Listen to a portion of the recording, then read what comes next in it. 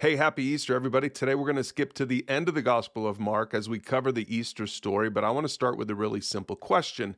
How do you see Jesus, and what are you hoping for from him? Now, this is a question that will bring into context what we're going to be looking at today in Mark chapter 15.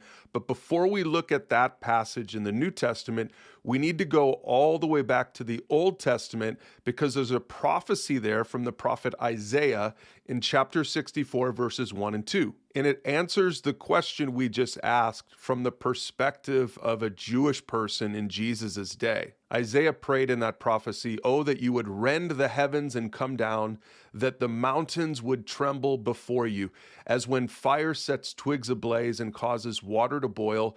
Come down to make your name known to your enemies and cause the nations to quake before you." So this perfectly captures the messianic hope of generations of Israelites. They were expecting their God to reveal himself to all of the pagan nations. And they were waiting for God to reestablish the great nation of Israel, as in the days of David. And so this prophecy gives context to what we've already seen in the Gospel of Mark back in chapter 1. At Jesus' baptism, he was coming out of the water. He saw heaven being torn open and the Spirit descending on him like a dove. And a voice came from heaven saying, "You are my Son, whom I love. With you I am well pleased." This is the first fulfillment of that Isaiah prophecy where God is rending the heavens and revealing himself to all the nations. But let's consider a sampling of Jesus' ministry. We've seen this already in the first few chapters of the Gospel of Mark. He healed a leper.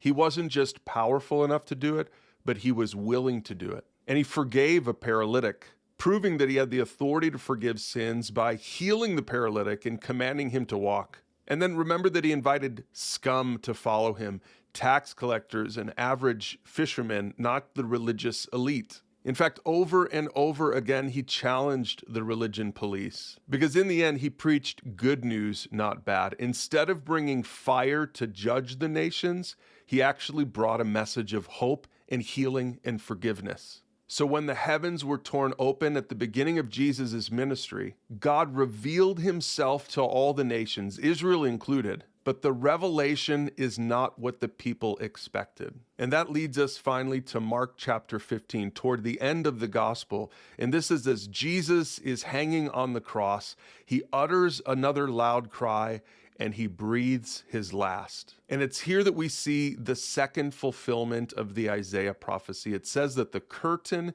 in the sanctuary of the temple was torn in two from top to bottom. The Gospel of Matthew makes the connection to the Isaiah prophecy even more clear. It says there that the temple of the curtain was torn in two from top to bottom, and the earth shook and the rocks split. Now let's compare that once again with what it says in Isaiah 64. "Oh, that you would rend the heavens and come down, that the mountains would tremble before you." To understand the significance of this watershed moment, we have to go back to the Old Testament, to Exodus 26, where we see the initial instructions for the building of the tabernacle and the curtain itself. It says there that for the inside of the tabernacle, make a special curtain of finely woven linen, hang the inner curtain from clasps, and put the Ark of the Covenant in the room behind it. This curtain will separate the holy place from the most holy place. So that curtain represented access to God. And back in Moses' day, it was something that only the high priest had, and only once a year. So when the curtain temple was torn in two at the death of Jesus, it represented full access to God for all of us. Later in the New Testament, the author of Hebrews makes it really clear. He says, "And so, dear brothers, we can boldly enter heaven's most holy place because of the blood of Jesus.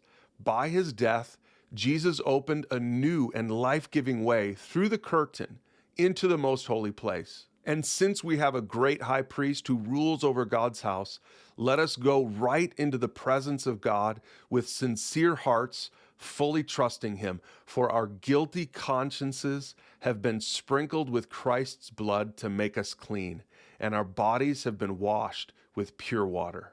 This is what happened that day 2,000 years ago when Jesus died on the cross and the heavens were rent. Access to God was made available to every single one of us, but the reason is because Jesus didn't stay dead.